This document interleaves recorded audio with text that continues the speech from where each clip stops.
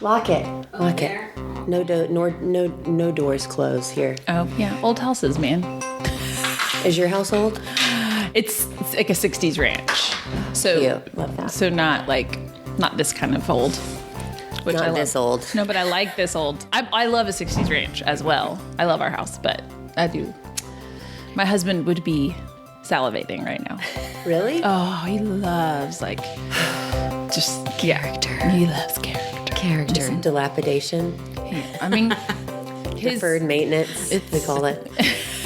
Not flat floors. Yeah, nothing. No. Every painter that comes in is like, oh. Like no wall is straight. Literally. Well, ladies, here we are. Margaret's my friend, so I'm responsible for the intro, which I have worked on tirelessly. I was writing it, though. I was trying to finish it in the coffee shop before this and was crying, but there was also emotional coffee shop music playing, so it was both. It was just that. That's awful. Yeah, so I'm going to be fine. In April of 2002, my senior year, I attended the musical Crazy for You at Christ Presbyterian Academy. My cousin was going to be performing in it. I remember very little from the show, other than that the girl playing the lead was phenomenal. And as soon as I allowed myself to feel how impressed I was, it turned almost immediately into jealousy. She was prettier than me, more confident than me, had a stronger voice than me, and I have no doubt she got all the laughs in exactly the right places. Who was this bitch? I didn't like feeling caught up in the space between jealousy and admiration, so I made a choice, and after the show, I walked up to her and said, probably too eagerly, "Amazing job, and I just wanted to say to you, you are so beautiful." The look of genuine taken abackness on her face made the jealousy go away instantly, squashed right then and there.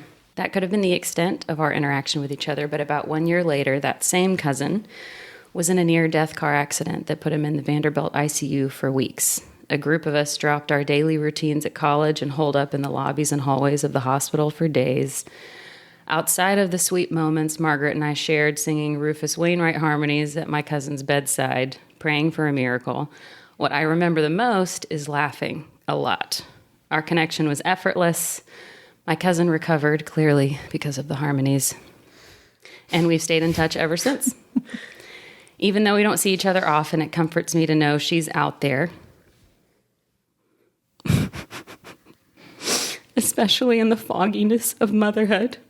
She is a lighthouse for the performer in me, reminding me that my passion was worth fighting for, worth finding again, because if she can do it, maybe I can too. Please welcome wife, mother of three, actor, singer, improviser, writer, and native Nashvillian, Margaret French. Yay! Oh, man. I love you. Right? Oh, joy. Oh, man. That's really, I think we got it. Let's just go. We're done. Wrap it up. I'm gonna ruin That's all you'll need to know. So No, I think that you have always been, I feel like you've just always known that you were a performer, and I feel like you've never really questioned that about yourself. And because I spent a good 15 years of my early adulthood not really knowing and feeling like I couldn't really claim that. And so after becoming a mom, seeing you find ways to fit it in, even if it's in a pantry in your kitchen or just whatever, you've never strayed from being this is who I am. And so I've always felt that, but I've never had the confidence to keep pushing to find it. And so having you kind of ahead of me was really helpful for me. So thank you. Oh, you're welcome. I'm glad. And I did have a brief hiatus. Before I got married. I had a brief time where I was like, screw this, But yeah. Did you go to New York right after you graduated? No, because remember I went to 3 colleges. Oh, that's right. So we were in Knoxville together for a couple when I was years. because I majored in creative writing at UT. So I started in doing opera at Butler, and then majored in creative writing at UT. After the hiatus, I took, oh my gosh, this is so, okay, went to Butler, music, took 2 years off of school. That's when the wreck happened. It was like that first year. And then I was like, I forget it. I'm just not going to do this. I'll just go do writing because I can do that and get out of here and get a in-state tuition, blah, blah, blah. I'm not going to make any friends. Like, I'm not going to meet my husband. Like, I was just so mad. And then I met him like right away. But I didn't do anything until the very end of that time in Knoxville. And then there was like a all-campus audition for some sort of showcase. Now I don't even know what it was. And I did Adelaide's Lament, call back to coming to see you, our senior year. And the guy came up to me and was like, I was almost done. Like I was about to leave. And he was like, where have you been? And I was like, in the English department. And it kind of like dislodged what I had been sort of suppressing for a couple of years. And so then slowly kind of found my way back after that. But yeah. It's a hard thing to be, even if you don't have kids, it's a hard thing to be a performer. And I don't know.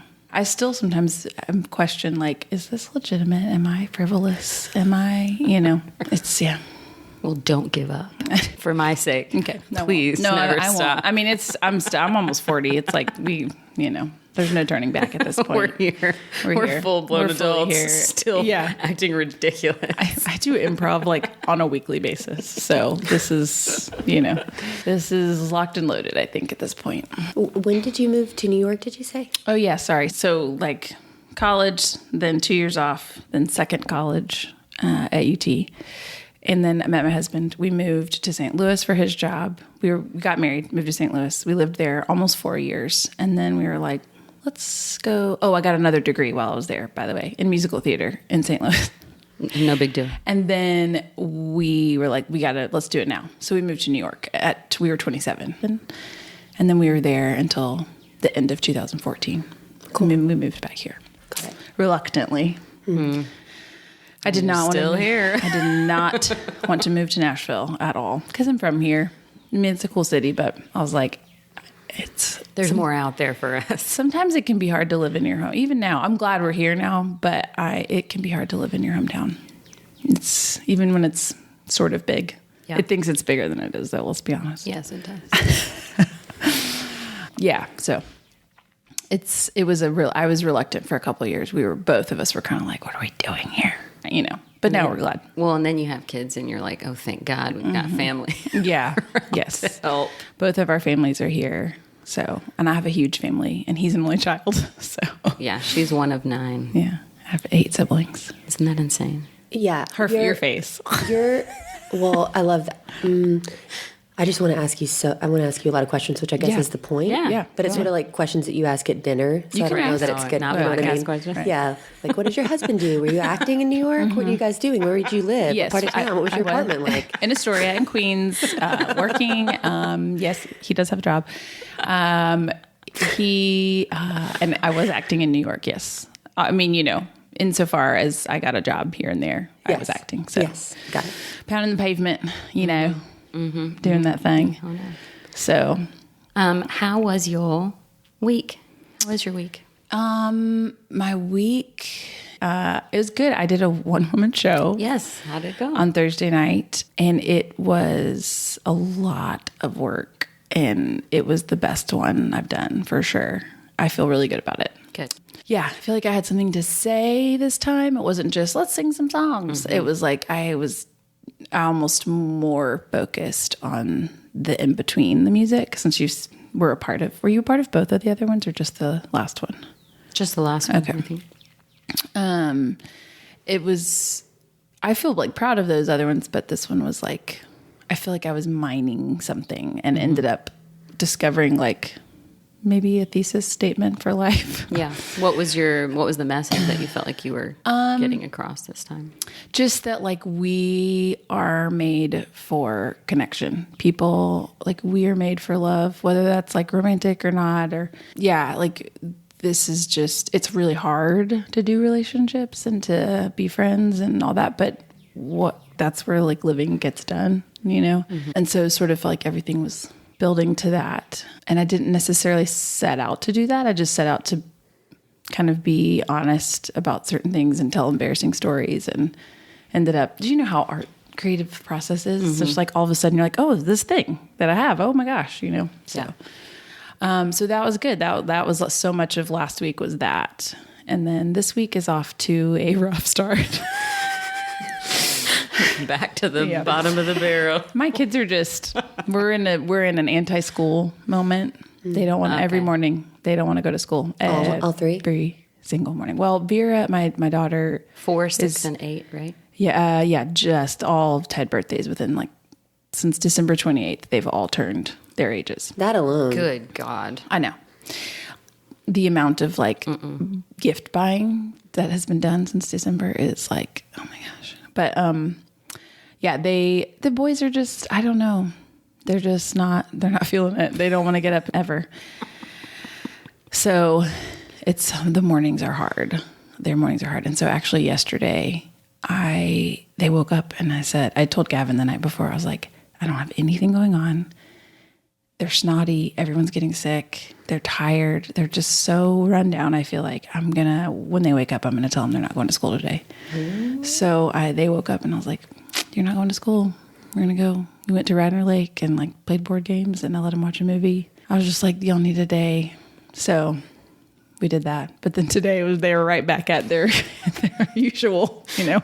Like not wanting to go. Not wanting to go. Uh-huh. Yeah, you know. And I mean, it's hard because I get it. I remember hating school. Oh, yeah. My mom said until 4th grade, I cried every night and every morning. I did not want to go to bed, and I did not want to wake up. Yeah. Oh, my gosh. Yeah.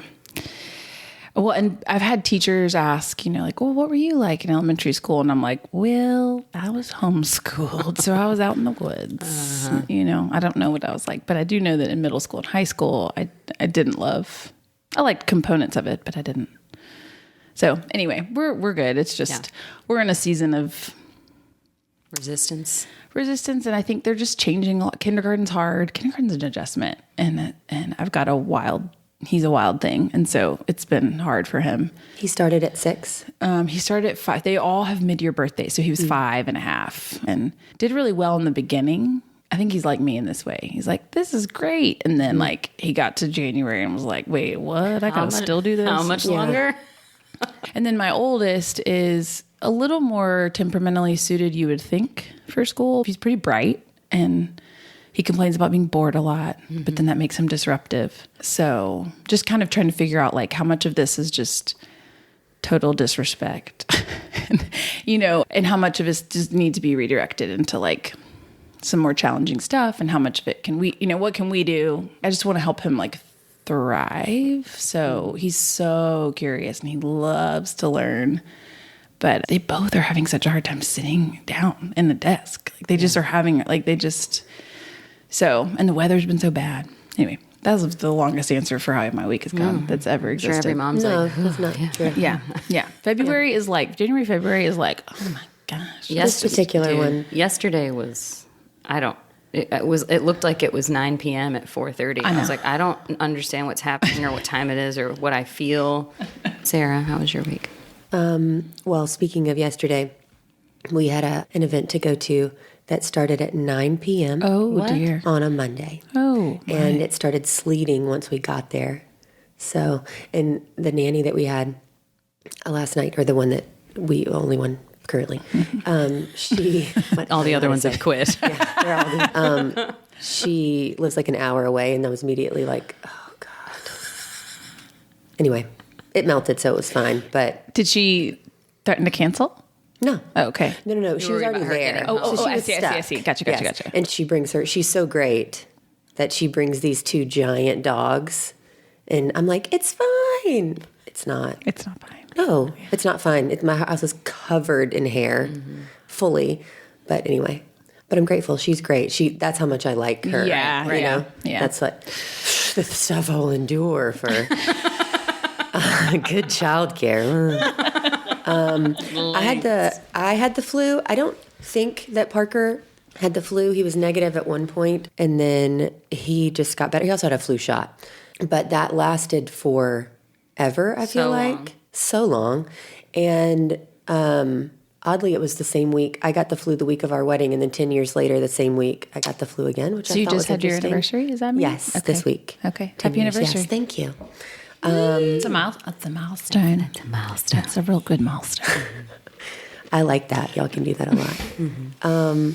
And I found that I was like doing, you know, those things. I always bought them at the aquarium, like where you squeeze one end and like the goo goes to one end and then the other, like the goo goes to the other end, and it's like a sensory toy. Do you know what I'm talking about? Those snake. It's kind of like a penis, I guess, technically. Things. Yeah. Yeah. Penis, but like snake, same thing. Like there's, I don't even know how to describe, but anyway, and I guess it's just a way to illustrate balance, but it feels like I was filling up my personal, doing better with, because Parker's leaning fully into dad mode, and I was more chill, being sick, and then one day he was like, I want to play hide and seek, and I was like, well, I can play hide and seek until, you know, dad comes inside, and he was like, no, I'm good. And I was like, okay. He was like, I was like, do you just not like to play hide and seek with me? And he was like, well, dad's fun at it, you know. And I was like, okay, well. So I've been doing some work in that area. I'm having fun. But then like immediately I feel like I'm out of balance on the other end, like, work or what am I doing creatively? And do I even exist creatively anymore? Right. Literally, do I exist creatively anymore?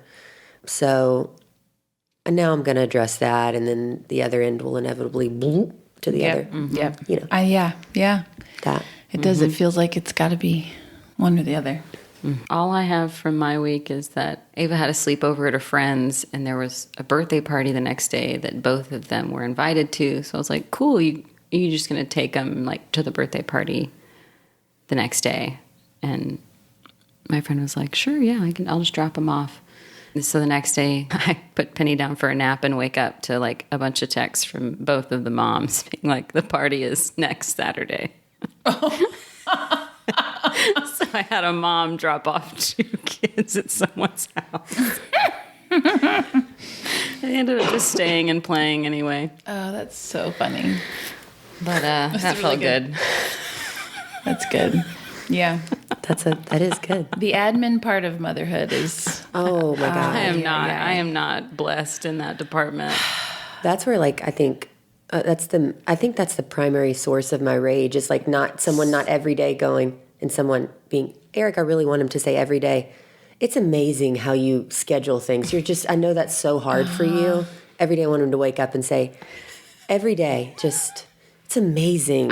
So amazing how the scheduling and how much stuff, your lists and... I think I feel that way too. I think you just unlocked something for me. I'm like, I think I need an award. Yeah. A little trophy every day. It is the administrative, like, sign up for this app, this group me, this form, this money, this field trip, this. I'm like, I can't do it. I'm not good at this stuff. No, I'm not good at it either. I mean, just today, I called my husband on the way after I dropped my kids off, and I was like, well, I've already failed 3 times today. Because I forgot the money for this form, and I forgot the money for this form, and I was supposed to stay and help in my son's class, and I didn't hear. In my defense, I signed up and then never heard back, and then just got an email this morning. It was like 9:15, and I was like, nope. Sure can't do that. So yeah, people should know that moms need to be reminded like 4 times between when we sign up for something and when it's happening. It's just it is. I think it's like I would like a prize. Yeah. Like a little sticker or Specifically just for the admin stuff. Yeah. Yeah, just for, the scheduling Wow. and the admin. It's not my area of giftedness. That's Are for you sure. guys do you still teeter on having a 4th? No, I don't think so. I'll be 40. Yeah. In this next month. Oh, geez, next month. Yeah, how are you feeling? Does that number mean anything to you or no?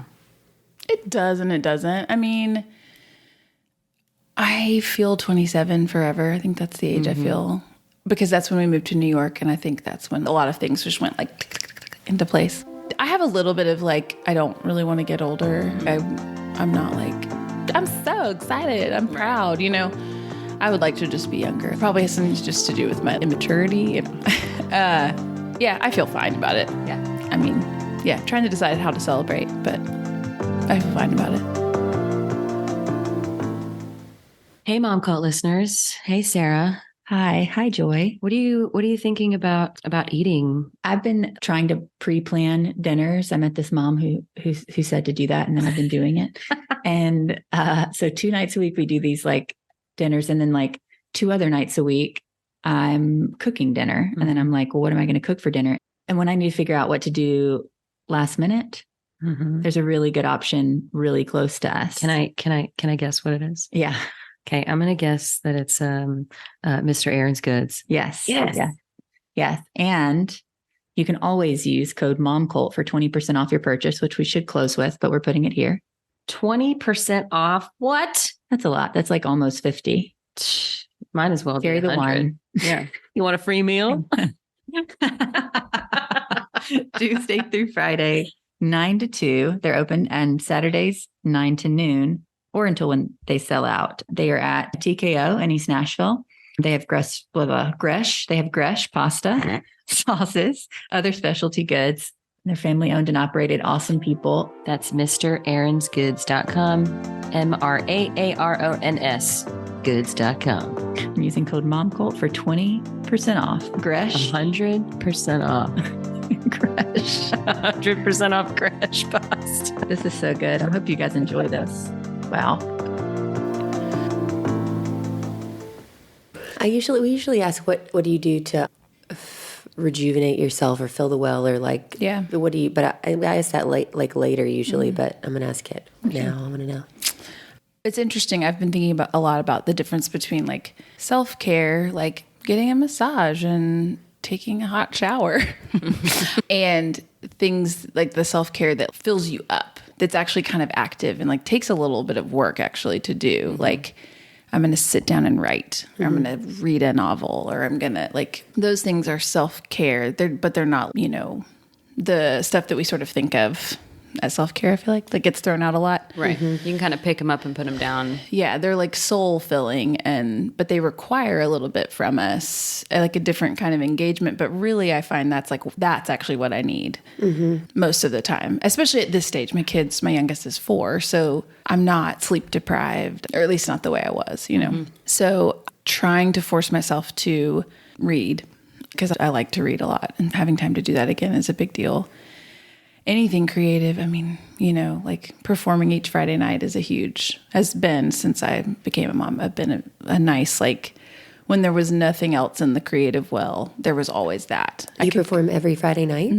At Third Coast Comedy Club. Yes.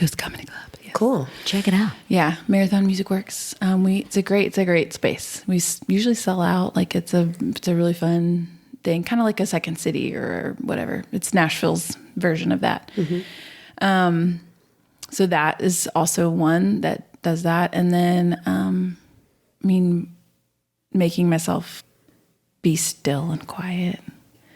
I can tend to always have like a podcast or a book or something in my ear, which is fine. But I'm realizing I need to be with myself a little more. And that's like, feels like work. But then when I do it, that's when I start to be like, oh, okay, Yeah, I'm kind of right in that moment right now of like, I know that I'm just supposed to sit and I'll just give myself space to, whether that's just thinking, writing, but like stop looking at your phone, stop. Like I feel the struggle for me just sitting still. And I know that I need to be doing that right now to get to the next step of my creative movement. And I feel the resistance. Yeah. When I have this space, I'm immediately trying to fill it with something. Yeah. Ironically, I was like sort of on this path, and then I was listening to a podcast it's a therapist named Kurt Thompson. Highly recommend. The podcast is these two, they're kind of cheesy, and it's also faith-based. So if that's not your thing, but they were just talking about this. They did this whole season on encountering beauty. It sounds really cheesy when you talk about it, but he has multiple degrees in neuroscience, and he just talks a lot about deliberately putting yourself in the path of beauty, whatever, like a poem, nature. There's so many, he doesn't define it really. and about how that takes practice and work and but that stuff is like so, reviving. So anyway, I had already been sort of thinking that way and being like, okay, I need to be still. And then I started listening and I was like, what? This is so on topic for me. So I don't think I know really how any of your pregnancies, births went. Were they all pretty smooth? Yeah. I'm like, sorry to everybody. I'm one of those people that I loved being pregnant. I love.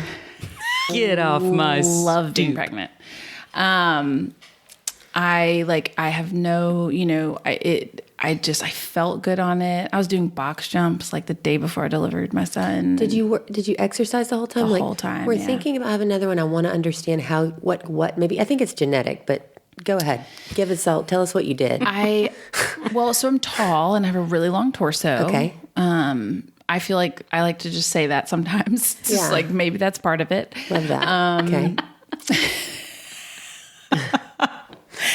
Well, the torso. It's all in the Key. It's key. Long torso. I don't know. I was exhausted in the first part, but I didn't really throw up. I felt kind of, I just wanted cheese toast for the first 10 weeks, I feel like. But I just felt good. I liked it. I liked being pregnant. And it was great. And then and it's funny that I say that because I actually had 2 complications. Like with my first pregnancy, at 35 weeks maybe, I started to itch really bad. And it got so bad, like palms of my hands, soles of my feet. There's probably a listener who's like, I know exactly what that is. And I told my doctor, and she was like, well, we need to test you. There's this thing, but it's really rare. It's called cholestasis. It's obstetric cholestasis. So it's like a liver thing. I know someone who had that, yeah. And oh, my God. My test came back negative at 36 or 37 weeks. They were negative. And I went on the internet, like you're never supposed to do, except I'm glad I did, because they were like, if your tests come back negative or normal or whatever, but you're still experiencing symptoms, you should ask your OB to test you again, because your bilirubin is what they're testing. The levels can triple like overnight. And so I felt like that crazy, like first time mom, like, man, but I was like, I'm sorry I read this. I'm just really uneasy. I'm not sleeping. I was literally taking gloves and socks, wetting them and then freezing them and then putting them on to go to sleep. I mean, I felt like I was just like all over your body? It was all over my body. It felt like my brain itched, like everything, but my hands and feet were the worst. And so, and then like the complications with it can be stillbirth. And so that's really what the torture was too, because I couldn't fall asleep because of that. And so anyway, I asked them to retest me. And at that point, for whatever reason, the test took so long to come back. It took a full week. That's not the case anymore. But so I got tested at 38 weeks, retested. And then at 39 weeks, the nurse called and she was like, Dr. Crow, shout out Dr. Crow. I love her so much. Would like to, you need to come in your appointment and we're going to induce you tonight because you have it. I was like, cool. So I was induced at 39 weeks with Wilder, my oldest. But it was okay. Honestly, I was so relieved. I was like, oh, yes, just get it. I'll be hooked up. You can hear him. I know he'll be safe. Like that, to me, it was a relief. I had like sort of planned on doing it naturally, but I didn't even care at that point. And I still was like, well, I'll still try. So they induced me at 11 o'clock on a Tuesday night. And he was born Thursday morning, 5:30. So it was a couple days. Really long labor. And I got the epidural at like 6:30 on Wednesday night. Wow. I was like, I can't you went a long way. do this anymore. Well, I was just my progress was so slow. And got to the point where they're like, you kind of need the epidural because you're so tense. You're just so tired. Yeah, your body can't. Yeah. So, that was the first one. The second, wow. Once you have it once, you're likely to have it again. Goes up. So I kind of waited with my middle son, Cormac. I was like, I wonder if he's going to, I just sort of waited to have it and then I didn't have it. It was fine. So I was overdue with him. But it was fine, just kind of a 3-day, he was due Christmas Eve, and he was born the 28th. And just kind of a normal, got an epidural, It I think that labor was like maybe 15 or 16 hours. My shortest labor was like 12. So, and then Vera was my last, and I had it with her. I had cholestasis with her. Is that genetic? It's just once you've had so it can be, but there's zero history of it. It's like less than 1% of pregnant women get it. Wild. And it's more common in the winter, and all my babies are winter babies. So it's very strange. They don't know a lot about it, but it's not that risky to me. It's just it can cause stillbirth if you let it go too long. So with Vera, that we found it sooner. And so they were like, I think we found it at 34 weeks with Vera. And so they said, we're going to induce you at 37. So I had her February 11th, 2020. And then we all know what happened 3 weeks after that. Yes, we do. So, yeah, which was fun having a 2-year-old and a 4-year-old and a brand new baby. Yep. In 2020. All trapped inside together. Yeah. What a joyous time. But the actual being pregnant, I loved. And I would give birth a million times too. I loved it. I just like I love it. Yeah. So you had an epidural. I had epidurals. Yeah. I had epidurals. So. But you still loved it. Yeah. I don't know. It's like a pretty singular, there's nothing else in the world that's that like, this is what we're doing. There's nothing else going on. Like we are here doing this thing. And this person that you've been waiting to meet is here. And so I have like, I also didn't have like, I want it to go this way. It has to go. I just never was like, I was always like, whatever, we're just gonna. And I think my first baby going the way it did kind of, I don't know. I was just determined to not be sad about like how it went down. Yeah. I was just like, I'm not gonna like get bent out of shape if this doesn't go the way I expected it. So I just tried to have like plans and ideas, but not a lot of expectation. And it helps that I have older siblings who've all had a bunch of babies, and I just kind of, but that's not to like, I totally understand people when it is traumatic or when it is really hard or really disappointing, like how hard that would be. And so that just wasn't my battle. Yeah. I have other things. What do you feel like after Wilder was born, kind of the biggest shell shock of motherhood that you felt like you were not prepared for? Or did growing up with 9 siblings, you were kind of living in that reality most of your life? Yeah.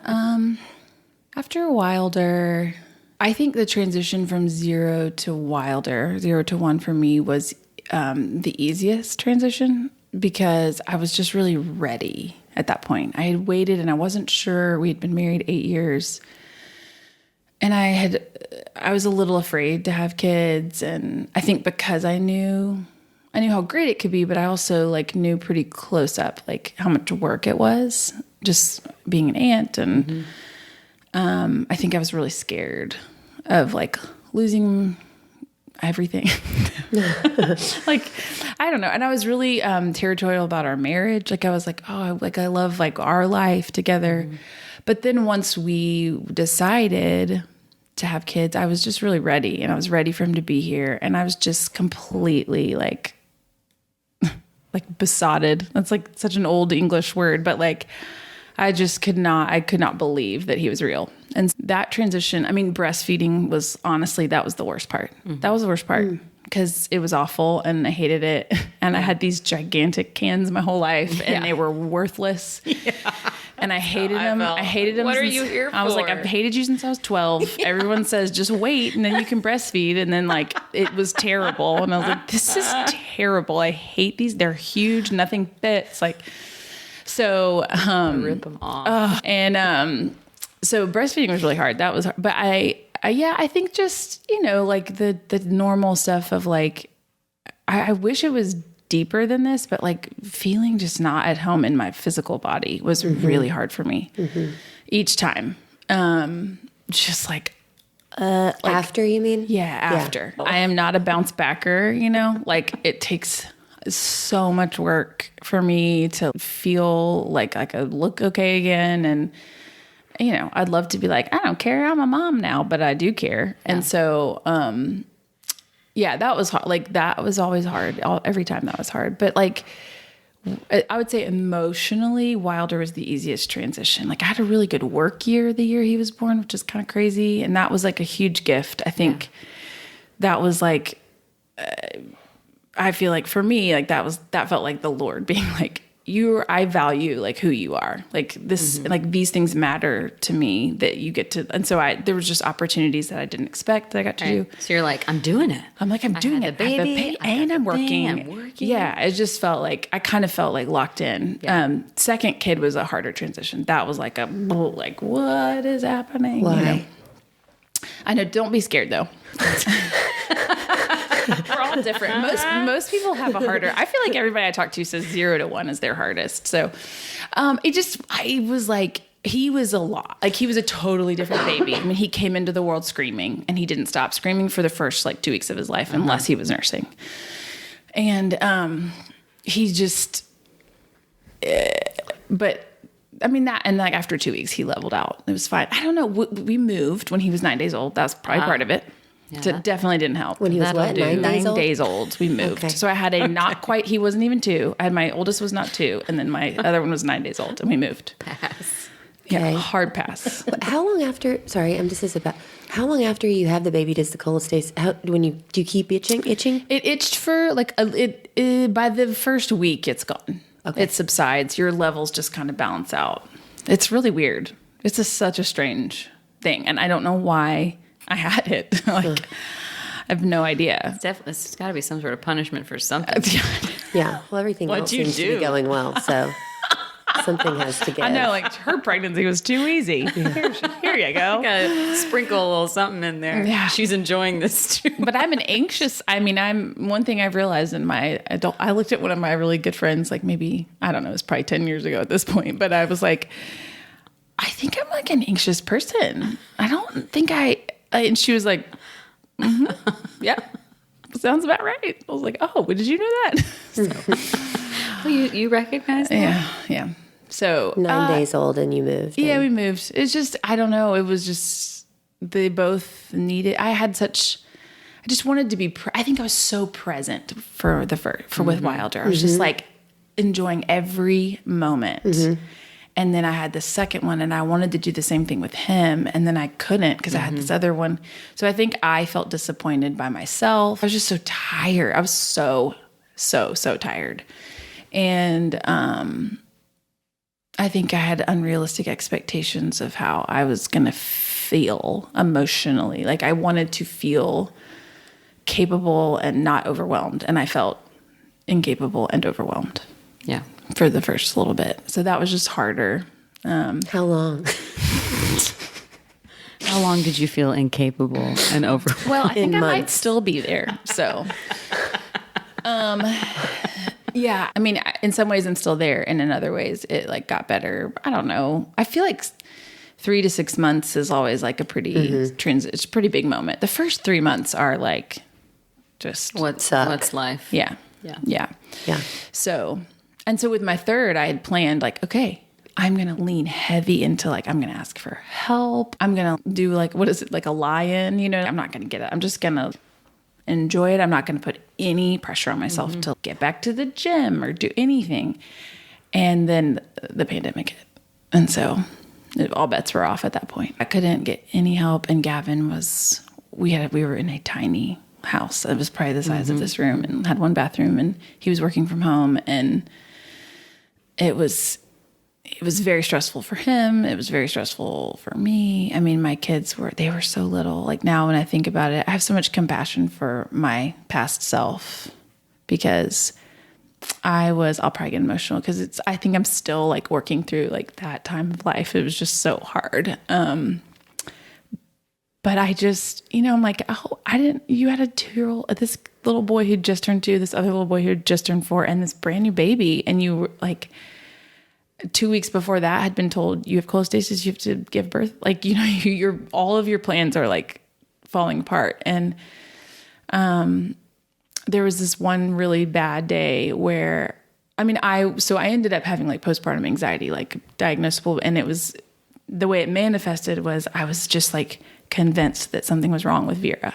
Like I was like, can you hear it? Like I would call Gavin in and be like, listen to her breathing. Like, look at her eyes. Do you think she's having a seizure? I mean, just like crazy stuff. And because I just it was like we all know everybody at that time had so much And I think that was part of why it was so hard, is because I kept telling myself like, well, everybody has a heart. Everybody I was constantly like telling myself like, you don't have the right to feel. Stop complaining. Yeah. Stop complaining. Stop. You have You these chose 3 this. beautiful, healthy children. Yeah. Like, yeah. And, so yeah, I have a lot of compassion for my past self, for like, I can feel like I can look back now and be like, it was a lot. Like, it was a lot, you know, and you did your absolute best. And like, there were some really great moments. But there was one moment where my husband was in the basement on a call, and cause he has like a corporate job, you know, and they have to talk about synergy and, you know, and so Synergy. he was on a call, and they were trying to get into the basement, and I just like lost my shit. I mean, I just like yelled at my like 2 and 4-year-old, and then like sat on the kitchen floor and like sobbed. Everybody cried. I was holding all 3 of my children, and we were all crying. And I was just like, this is a terrible moment. This is motherhood. Yeah. And then I looked at both of them. They were 2 and 4. I mean, they don't, you know, and I was like, I'm so sorry. I shouldn't, like, it's never your fault when I yell. Like, I'm really sorry I yelled at you. You know, I'm really sorry. Let's have a snack, you know? Okay. Yeah. I mean, they can move on, but it was. I like that image though. That might sound weird. I like the image of a mom sitting on the floor of her kitchen with a lap full of children, and everybody's crying. We're all crying. Even Vera, the baby, was like crying. We made it so far. Anyway, I don't even know what your original question was. I had asked if transition from no kid to 1 kid was. Yeah. Sorry. Long answer. Y'all can just tell me to shut up. No, it's good. It was great. Yeah. Gripping. But I also am the person that's like, oh, you should totally have more. Right. Yeah. 100%. Just because it's a little hard at first, you know, it's worth it. Yeah, it did. Why? I mean, I feel like Also, too, you should do what you want. I mean, growing up in a huge family, I'm assuming had some influence on what you pictured family Yeah, life. I couldn't imagine less than 3. Yeah. I just couldn't. I was like, if we're going to have them, then we got to have 3. A litter. Yeah. Gavin was like, let's have 5, you know, and I was like, you know not what you speak, like only child, you know. So Where are you in the birth order, and what's going on why they have 9 kids? what's going on? What's happening here? What's that about? So I'm the middle, which is why I just did a 1-woman show last week. Right. See me.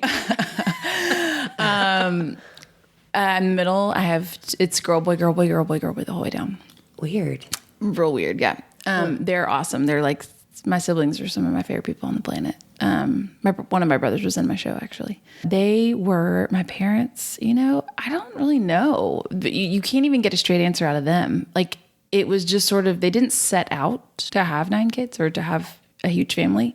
They almost stopped either before me or right after me. I can't remember. They almost were like, we're done. And then they just were like, are we though? And they just sort of didn't want to make that like a final decision, like a vasectomy, you know, like they just didn't want to do that. And so then they had 4 more kids. When did they start? So they were, yeah, I mean, they got married. My dad played football for Vanderbilt. They met at Mandy. They got married at 21 and they had their first baby at 22. And my mom had her last baby at 40. I was going to ask, how old was she? Every other year for 18 years. Oh, wow. I know. She liked being pregnant. Well, so I do think that part of it's genetic. Like, she felt good pregnant. My sisters, for the most part, felt good pregnant. My little sister, she's real petite thing. I think she's had a harder, Lord bless her. Lord bless her. Wait, how many is like So there's 30 grandkids. Yeah. So far. Okay. Does everybody have kids? Not everybody yet. My youngest sister doesn't have any yet. So I know. It's crazy. That's a whole podcast by itself. I could ask questions for days. There's only 7 girls and the cousins. It's all boys. It's all nephews. Almost all nephews. So it's like Lord of the Flies. Like, shirts are off, Nerf guns. I mean, it's... Do they all get together? Yeah, well, I mean, the age range... My oldest nephew is a sophomore at Auburn. And my youngest is a niece. Yeah. Yeah. My youngest niece is just turned 6 months old. So it's, a vast expanse. It's crazy. That is crazy. But yeah, I think it definitely, it definitely affects how I couldn't have imagined like not having just like siblings. Sometimes even 3, I'm like, is 3, like, do we need a 4th just to round it out? Yeah, like 3, like, 3's a crowd, that whole thing. Seems like kind of a cop-out to just have 3. What are you made of, Margaret? Yeah. It's a lot, but it was really fun. I mean, I loved it, especially I loved it. It was really fun for me. I think we would all have different responses. We all handle, it affected, obviously we're all different people. Mm-hmm. But it was mostly positive for me to grow up with that many siblings. It's only as I get older do I realize how weird it is. Mm-hmm. It was just so normal, Mm-hmm. So the older I get and the further I get into parenthood, the more I'm like, how do you pay for school? Yeah. How do you pay for anything? How do you pay for groceries? Yeah. The money component alone is what car are you driving? How is everybody getting to where they need to go at the same time? I think I just ended up getting rides most of the place. Yeah. I'd just be a place and I'd be like, I don't really know if I'm getting picked up. Can somebody give me a ride? It does feel like sorry, Mom. To me, it feels like Brentwood in the 90s, but maybe that's anywhere in the 90s. It's like, how are you? Yeah. Except I didn't really. There's some other mom around here. I wasn't in Brentwood though. I was in Nashville. Well, I was in Nashville till I was 14, and then we moved to Brentwood. So yeah, fair. That's fair. Did everybody?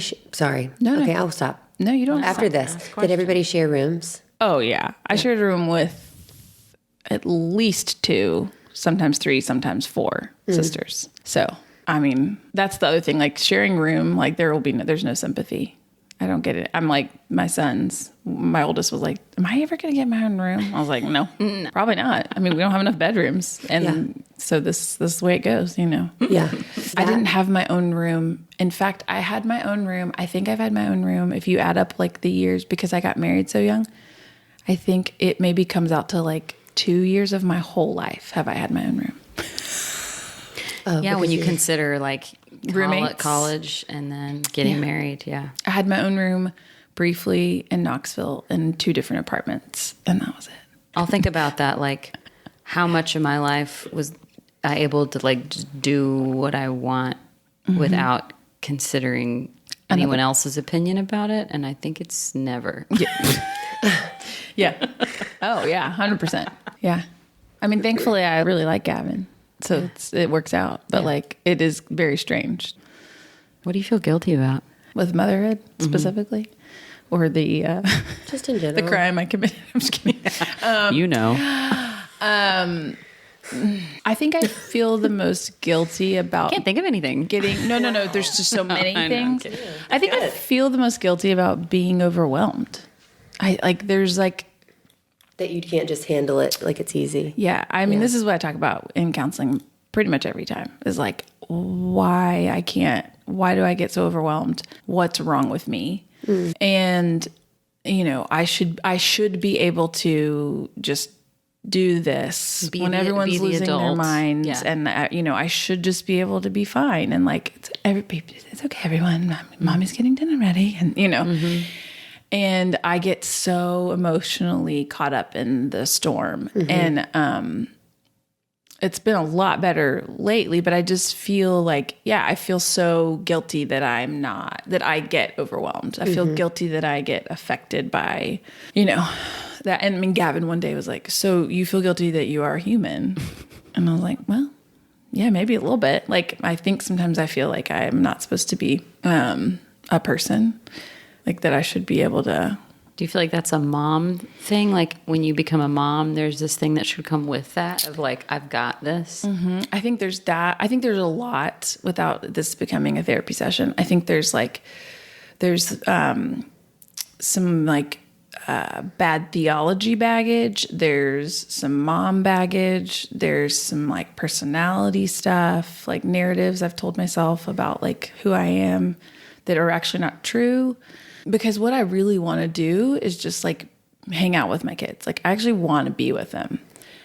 And what it feels like is that life gets in the way of me just getting to be with them. And so then that's what I get bogged down with, is all the like stuff we have to do. And like, I got to cook them dinner again, it's just like there's another meal is already rounding the bend. Yeah. And like the house is like a disaster. And like, I'm like, I don't want to clean the house. I don't want to do these things. I'd love to just come like play the Dude Perfect game with you for the 27th time. Like, honestly, like that would, and so I think I just feel a lot of, guilt. I just feel like a lot. I often feel bad that I don't handle it better, that I feel like, Me too. Yeah. I haven't thought of it quite the way that you phrased it, but yeah.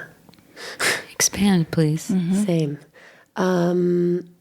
Well, I mean, all of the things that I follow that I, maybe shouldn't follow, whatever, that are like, you be the calm, safe rock whenever, the more upset that he gets, the calmer that I get. And I've talked a lot about, realizing that I just have never thought of myself as like an angry person, but I can get really angry really quickly and be reactive and trying to stay calm and those things. So like beating myself up about that. And then also now lately, as he gets older and he just says more things, recognizing his, like the way that I speak coming out in him and going, oh, that doesn't sound good at all. That actually sounds really rude. And it's literally how I say things. Like, it's just like this snarky way that I speak that I've never recognized how that is. So that, like, I don't know, just picking apart my personality and like already I beat myself up about those things. So then, and then getting overwhelmed, period, like just...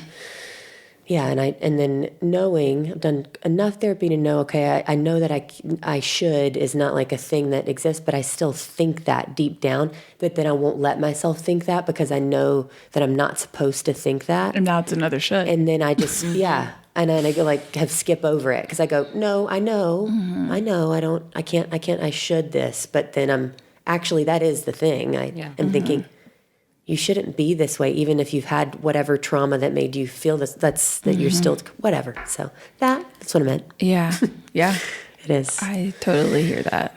Yeah, I hear myself a lot through Ava now that she's an adult, basically, and how my dryness and sarcasm and all of the tone and all of it coming out of her mouth, just dealing with how I feel about how she's talking, and then simultaneously realizing that it's all my fault that she's talking that way. Yeah. Yeah. You can so easily spiral into this, like, oh my gosh, like I'm never going to win. I'm never going to win at being a mom. Which is why Jenny's always like, every day is a failure should be like just the new motto that we all live by and go, that's the expectation. Yeah. Is we are all going to feel like we fall on our ass 17 times a day. And somehow can we make that the should? Like that is acceptance. Yes, I've been saying that is a lot. Where just that accept it. The other day he said something that was said in a way that was not nice. It just didn't sound nice. It was like a normal thing. I don't remember what it was. And I was like, well, that's not. I corrected it, and I think I said it in like the right way. And he said, oh, well, how should I say it? Just like he literally didn't even know. And I'm like, oh, fuck, that's just... Anyway. Yeah. Just how I speak. It is hitting me over and over all the time right now. Like how I speak is just maybe not nice. I like hearing y'all say this because I like my oldest has kind of gotten some like negative talk, like pessimism. And I mean, Gavin used to say, like, you are a pessimist with a sunny disposition. Like, and I was like, yeah, I am. And I am hearing Wilder say things. And I'm like, and so I've just started being like, dude, I get it. I really do. And I'm sorry. Like, you've probably heard me say things like that, like, but you just got to trust me. Like, we can both work on it. That if this spiral is not going to help you, like, it's just not going to. And it eventually is going to like poison your mind. So yeah, it's not fun to hear yourself reflected back. Well, I've been thinking this whole time, just by the way, that you seem very positive. Like I thought, well, your pregnancy actually didn't sound that easy, but it sounds like you just have like a really bright outlook on it and decided that it was great. I think I'm a hopeful person, but I'm not an optimistic person. Yeah. If that makes any sense. Yeah. Like I feel like things are going to be good ultimately. Right. I was thinking about that. One of the reasons that it's so vital to me to hear other moms talk about their experiences with their kids is because at some point every day, the thought crosses my mind, somebody else could be doing this better. Oh, yeah. 100%. And like, you have to hear other moms talk about how they feel exactly the same way. So you can go to bed knowing, okay, no, they're mine for a reason. I mean, yeah. Like there's so many times where I'm like, this is not, I'm not the one. I'm not the one. But then there's other times where I feel really convinced of it. Yeah. Like, oh no, I have gifts and abilities that are really great for them. And they're really great, that really are suited to motherhood. Like, I think I have this, I wonder if y'all feel this way. And I wonder if part of it is being a creative or being like, which feels cringy to say that. But anyway, I just, sometimes I look at like quote unquote normal moms and I'm like, oh, like they can like, their van is clean. They're getting the money for the field trip on time. Yeah, they do the forms and they come to, and they just they're like volunteering. Yeah, and like, and they're not overwhelmed by like the meal planning and I know that like motherhood is not just those things, but kids kids thrive in order and they like thrive with certain things, But then I have to remind myself like, but you know what? I can meet them emotionally in a way that like I would want every kid to be able to be heard or seen, and you can be silly. Like yeah. There's places you can go that other moms probably have a hard time like going. Playfulness and but I mean that feeling, that imposter syndrome that can show up in any area of life, definitely sometimes as a mother, it's like I love them more than anybody. I know that for sure. But sometimes it just feels like, am I the right? Am I the right one for this job? The other day, I was saying like Parker prefers Eric at this phase to a point that I'm like, it's gotten to just a place that's whatever. Anyway, this last few days with me trying to be fun and show him I'm fun. Oh, the other day, did I say, did I talk about that on the podcast where I was like, I'm fun, and I think Did I talk about that? Yeah, okay. You guys remember. Jesus. The other day, Eric was like, I had the flu. We had put Parker down already, and I was just staring at the TV, like, just so he could tell I felt terrible. He was like, let me just make his lunch. And I was like, no, I've got to do it. And he was like, why? Just let me, I'm going to do this, and I was going to cut the crust off. And I was like, no, he can't also be saying, I want Dad to make my lunch. Right. Like, you will be better at it. I can tell. Don't take lunch away from me is all I have. No. Oh my gosh. Yeah. Mm-hmm. Yeah. I know. I tried the other day to, my middle son loves, sorry, I hope this didn't get me canceled. He just wants to play war all the time. He's really into yes. He's really into Russia. Murder, he's talking about Russia and going to Russia. Death. It's he hasn't understood that yet, but yeah. Anyway, sorry. At 7 a.m. the other day, he was like, Mom, for Halloween, I want to dress as a pilot, and can you get fake blood and can you put it all over my face, and I'm going to be a pilot that crashed in the war. And okay. I was like, oh my gosh. Okay. What do you say to that? Because he says stuff like that too. Yeah. Oh, well, it helps having 4 brothers that are that I remember playing Army with. Like my brothers used to dig foxholes in the backyard, and then they would get in them and be like, man, go, go, go. Yeah. So I just was like, okay, man. I try to just be kind of like, okay, that sounds good. Yeah, we'll see. I mean, Halloween, he's talking about Halloween. Right, it's February. Right. We'll see. We'll see how much he wants to do that come October. Yeah. But then we were running from the neighbor's house we were running back to our house from this hanging out, and he had a stick in his hand and was like, go men, go, go, go. It just started playing war as we're running back. So I started to play with him because I grew up actually playing this stuff and I feel pretty confident about this kind of area of my life. I feel pretty good about my ability to play war. And he's like, Mom, stop. Yeah. I was like, oh, all right, fine. That didn't feel And he was like, only Daddy can play war with me. I was like, There you all right, go. That. okay, well, Yeah. sounds good. Yeah. I'm like, Do you think it's like part of it's like a comfort thing? Like at some point their idea of what mom and dad mean to them and they want them to stay in their lanes. Mm-hmm. I think and so. then that those lanes can also change obviously over time. But like, yeah, like what he wants from you is something totally different than what he wants from Eric, but not of any less value. Yeah. I mean, I saw some Instagram posts. It's like, you want mom to hold you and you want dad to play with you or whatever it was. And I was like, all right, well, he doesn't really want me to hold him either, so I don't know what to say. What am I here for? Lunch. Oh man. I mean, the thing is like kids are they're so myopic and that's exactly how they're supposed to. I mean, that's just developmentally, it doesn't sound weird to me at all. But that's I the good am, thing. there are some little ones like this morning. I'm getting in because this morning he asked me for something and I was like, yes, you can have that. I mean, the way that I speak to him, you'd be like, whoa. I'm like, sweet angel, anything you need. It's like, Jesus, that lay off. That's why he's like, get away from me. What's wrong with you? Wait, how old is Parker? 4.5. 4.5. Okay. He'll be 5 in June. Okay. He says, or he was like, and I was like, yes, anything you want. And he goes, I knew you were going to say that, Mom. I knew you were going to get it for me. Like, but in like a sweet way. I know that actually that sounds not great. Okay, yeah. He was like, maybe that actually, now that I think of it. No, he actually maybe was like, I knew you would, you stupid bitch. Pushover. I think it's sweet. So desperate for my love attention. I think it's sweet.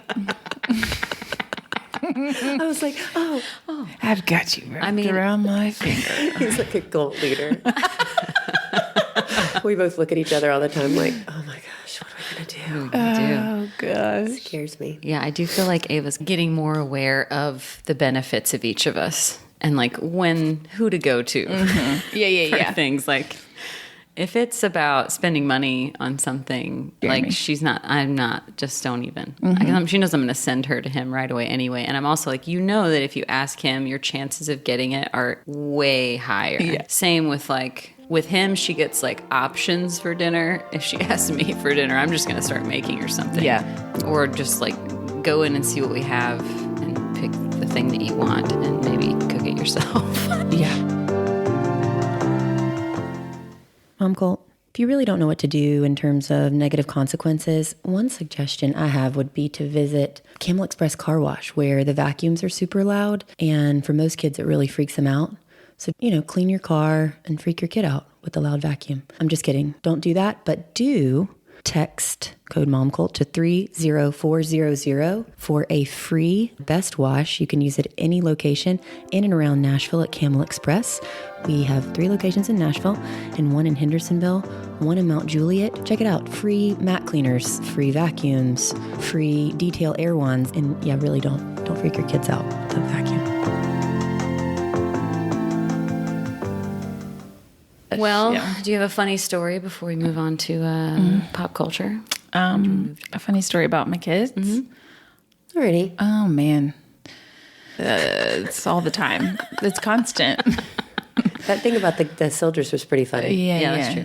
Vera, yesterday, I came out. I had taken a shower. I had to go to a rehearsal last night, and I walked out, and she was in a pterodactyl costume, jumping off the stairs onto cushions, going like flapping her arms and jumping. And I mean, it's just like that kind of stuff all the time, just constantly. Either people are just not in clothes or they're in costumes, So I don't know. That's my favorite part of motherhood. It's just like the shenanigans. You never know. You never know what you're going to see. Yeah.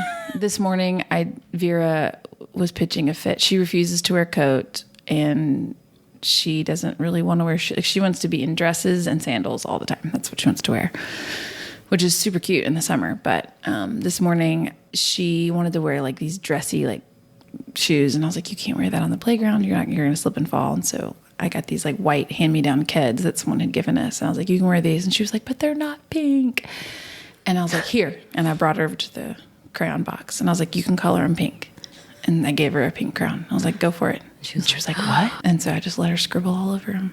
That's good. See, look Just at like, you. That's really good. because it doesn't matter. No. Right. They're white But I'm hand-me-down saying- Keds, you know? It's There's a mom out there that would matter. that is like breaking out into hives right now. Yeah, exactly.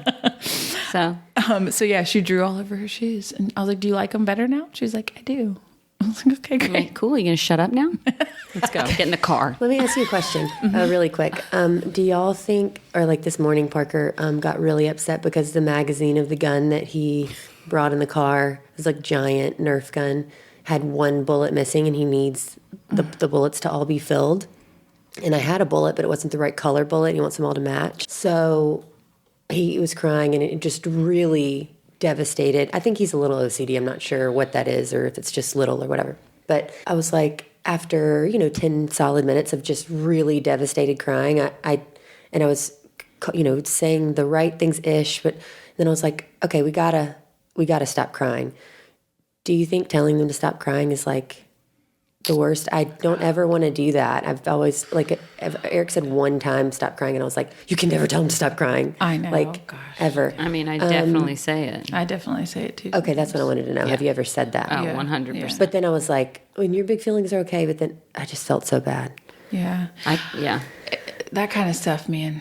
I mean, it's like something I try not to say, also. Yeah. But there are times where sometimes I'll be like, you got to stop crying. I need you to stop crying because I can't understand That's you. what I, yeah. Well, that's I'm what like, I'm I saying. understand Pivot. what you're saying. Yeah. And I was reasoning with him, but I was like, let's look at the logic, and you're going to get home, and here's all the things and whatever. Now I'm like, I don't need to explain to you, listener, why I did that. You just, Well, I'm like then I need to tell you the whole story, because this is how I ended it. That was okay. Yeah. Whatever. My brother and I were talking just like a couple weeks ago, and I was like, we're just talking about raising kids. He has 3 boys, and I was like, sometimes I don't know where, like, when it gets to a certain point, like a fever pitch, and you're just, I'm like, I don't want to be like, you have to go to your room, because I don't want it to feel like you're too much, you can't fall apart. But then also there are times where it's like, you cannot act like this. Like, this is crazy town. And like, it's rude, it's disrespectful, it's unkind. You're spewing toxic waste out of your mouth, like, Yeah. And so like, where is the, whatever. And so anyway, my brother was saying, I don't know where, I can't remember where he said he read it or something, but just, it was regulate. Oh shoot. Am I going to remember? Regulate, reason, repair. So like, you can't, most of us try to reason first, and like, it's impossible. And he's like, so like regulating first, getting them regulated first, which sometimes might mean like sending them to their room. Like, hey, I love you, but you can't, you need to go punch a pillow in your room. Go take some time, scream into your pillow, get out what you need to get out. And he's like, I think maybe where, if you're feeling like, and I'm speaking from my own, I think, place of like my own baggage of like feeling like too much, and so I'm like, I don't want to do that. I don't want them to feel like they're too much. But Joseph, my brother, was like, yeah, but they regulate, and then you go and you follow through and you say, hey, like, that was a lot, like, you were, that was a hard moment, what can we talk about it, blah blah blah. And then you repair, and you like apologize if there's things you need to apologize for, and you give, and then that finishes the cycle, like the stress cycle, or because that's where like, I feel like where damage is done is when it's just like, there's just screaming, it's like, go to your room, and then there's never any resolve. Anyway, I thought that was like super helpful. It was like a good reminder. I was like, oh yeah, like, because I don't want them to just be assholes. Like, like, I love you, and they're just being assholes. You know what I mean? It's like, no, you cannot. I want you to, you can't do that. Like, you can't act like that. You can feel however you want to feel, and we can talk about that. But anyway. That's where we're at, trying to figure, I don't know. It's really hard. Especially when they're that little, it's still really hard. Yeah. Yeah, I mean, Penny's just started. Like, if there's something that she's not on board with, like the noises that she'll make, she'll just go, like, just one really loud scream. Oh, man. And then I worry I go too far on the, like, oh, I'm not responding to that at all. Oh, right. if you're going to do that, Yeah. I'm giving you zero attention. Yeah. And sometimes I never know. Sometimes I'll question, like, am I doing that for too long or too, like, is that telling her the same, a similar negative message, like your feelings are too much for me, or, yeah, I don't know. That's when that's when the snarky part of my personality comes out. When my kids start being brats, I immediately want to be a brat back. Me too. And then that feeling, I'll feel it. And then the guilt of the feeling. And then it's just like, and then everything's fine for a little bit. And then another thing happens and I feel all that again. I know. It's just... We're doing great. Yeah, we're doing. So why did you start watching Seinfeld just recently? It's been so long since we've done any pop like culture. a proper one. Yeah. I don't know the answer to why I never watched it before. I'd never seen a single episode until December. Did your family watch TV? Of Seinfeld until this December? Yeah. What? I'd never watched it. I don't understand. I know. So we didn't watch a ton of TV. We watched The Cosby Show on Thursday nights. Well, that did not age well. We just did not watch much TV. We didn't have cable. We didn't, yeah. So you didn't see it. Okay. So, but you decided to watch it. Why did you start watching it? I think, 30 Rock was my go-to. That's my favorite show of all time. Yeah, love it. And it's not on any platforms at the moment, or at least it wasn't on. Anyway, I just saw that Seinfeld was on Netflix one night, and I was like, oh, I'll start watching it. And at first I was a little underwhelmed. Mm-hmm. I'm sure it feels so, I can't imagine. It's so dated. So dated now. It's so dated. But then like the later seasons, like, so I love, like Elaine was like what brought me in, like was what kept me going, because her, like, she's kind of overacting, but she's so good. She's just so funny. But then as I've like watched it longer, I'm like, I really appreciate, it's really funny. Thank you, Margaret, so much. Yes, thank you. Hope I didn't, I mean, I think I talked a lot. Well, you're supposed to. I know. Okay. We're just the old standbys. Yeah. The facilitators. The old gray mares. If you will. Yeah. You can follow us at Momcult Podcast. Mm-hmm. And you can follow Margaret at Margaret W.P. French. Yeah. Yes. That's my public one. For her reels. Yeah. I love you. I love you. Glad you're still in my life. Yeah. It's pretty crazy. It was great to meet you. Bigger to see you again. I've met you at I don't know. You just look really familiar. Maybe. Mm-hmm. Yeah. It's been. I didn't go last year, but I love you guys. Y'all are doing a fantastic job. Being moms. You are too.